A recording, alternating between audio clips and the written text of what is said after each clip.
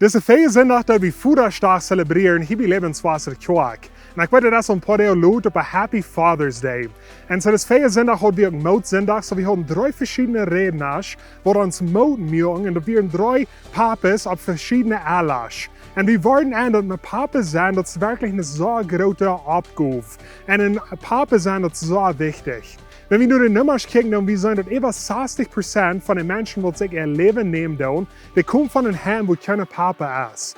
Wir zijn dat 25% van alle mensen die in Gefängnis zijn, die komen van een heim wo nicht een Papa ist. En mensen die zijn $3 dat die worden Drogen nehmen, wenn die van een heim komen wo er nicht een Papa ist. So een Papa zijn, dat is wirklich so wichtig.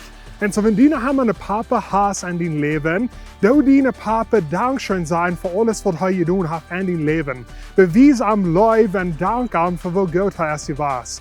Wenn du nicht von der Lane kommst mit deinem Papa, wenn du eins was du was, ich will über das Mut sprechen. Merk Dinge klar mit deinem Papa, Frauen, Vergebung, klar ab das ganze Bild, wenn das wirklich so wichtig.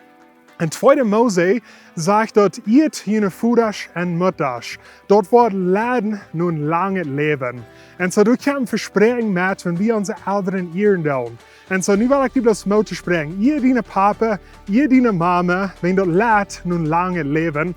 En Eltern, besonders Papas, sind so wichtig, wenn du kämpft, wo Kinder wollen abtragen. So ich will über das Mut sprechen mit diesem Wort. Wenn ihr das Video hast, gleich, dann will ich like noch auf Facebook, subscribe noch auf YouTube. Check das Video ab mit deinen Freunden und Familie und wir sehen uns nächste Woche.